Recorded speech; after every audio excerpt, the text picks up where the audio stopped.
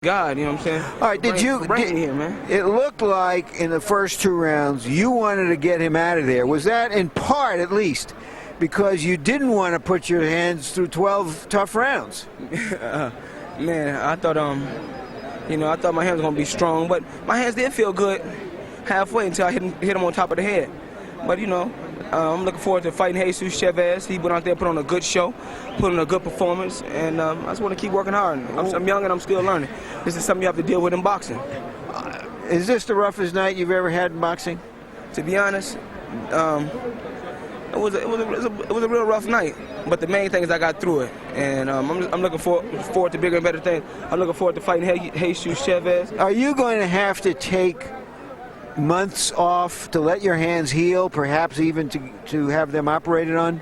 I don't know how long I'm going to have to take off, but it was a hard night. It was a hard night, and I'm just happy with the victory. You don't have big hands. Let's hold these hands up. Small hands. Are these knockout hands? I mean, You see there's no bone right here, see? Right over here you can see there's no knuckle. There's no knuckle right here. Right here. There's no knuckle right here. And I got this thing, a big knot coming right here on the left. Does this mean basically you have to be a boxer and let the knockout just come when it comes? That's why in a lot of fights you see me boxing this move, because my hands is hurting. But my hands never hurt me like they hurt me tonight. And so I was just trying to, pity pat and move and get the win the best way I know how. You got the win. Congratulations again, champ. Thank you. Jim? All right, thank you very much, Larry. So what are the implications of Floyd Jr.'s hands for the rest of his career? Well, the most important thing is that he's got an opponent in Chavez who's about the same height, pretty much the same style that can give him a lot of trouble. But if you're going to be a boxer, you got to live with bad hands. That comes along with the sport. I've had to go into the ring where I couldn't squeeze my hands, and Muhammad Ali and all of us. So that's nothing new to the boxing world. So you did fight sometimes when you knew you were entering the ring at less than 100% because of your hands? Most of the time you get into the ring and your hands are sore. And, of course, I don't even take the shots because I'm scared of needles. But I'm afraid of needles. But sore hands, broken knuckles, it comes with the sport. And there's no way out. If you want to be rich, fight with the knuckles broken. Do most state commissions allow a fighter to get a shot? You don't tell. You let them feel it. Even if they squeeze and hurt your fingers, you say, they ask you, how does it feel? You say, great. And you go back to the corner somewhere and scream, ouch. Mm-hmm. But you hide the pain. If you want to make it in the sport, you just cannot. And I feel some compassion for him, but welcome to the real world. If a guy's trying to be a puncher and his hands are constantly breaking, must he change his style and be a boxer?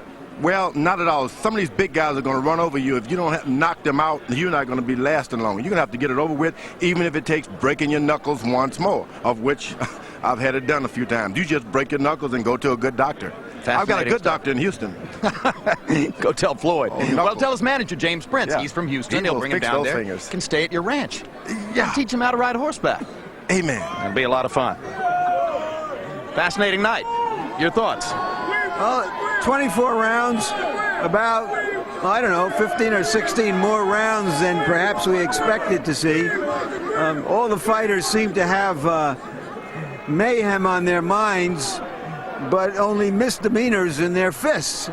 And so we had long, grueling, hard, tough fights. Let's give a pat on the back to both opponents of the so-called opponents. The guys who got beat. Arias tremendously and courageous. They came, they fought, they were in shape, they won respect, and they surprised us. Good for them. All right, and also a pat on the back for the resourcefulness of both of the guys who won, Chavez and Mayweather. It'll make for an interesting confrontation when it takes place.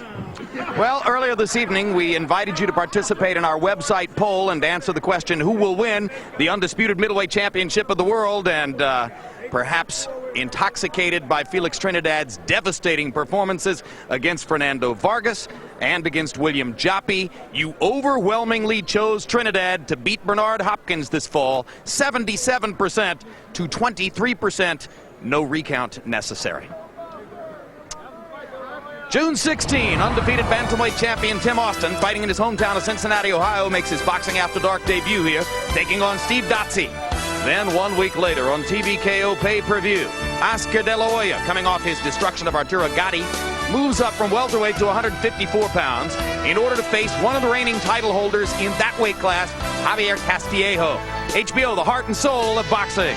Coming in July, HBO Sports presents Shot Heard Around the World.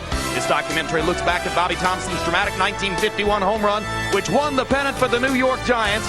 You'll see circumstances which led to one of the most memorable moments in sports history. July 11, only on HBO.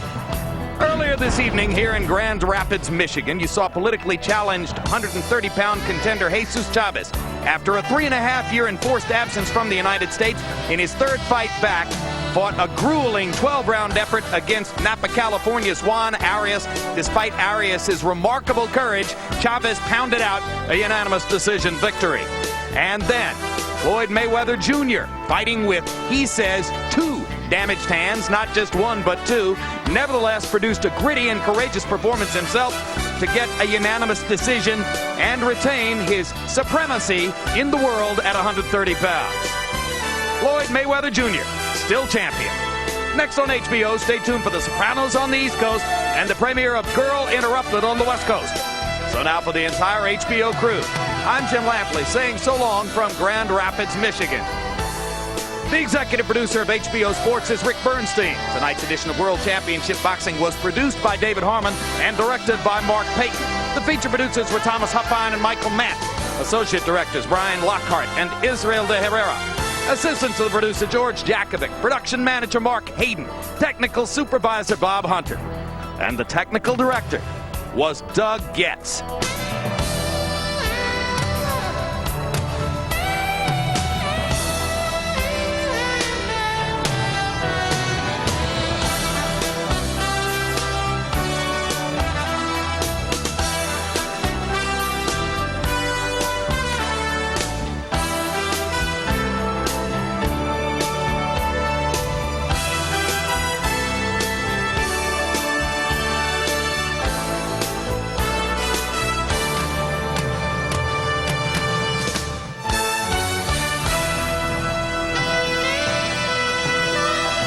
This has been a presentation of HBO Sports, the network of champions.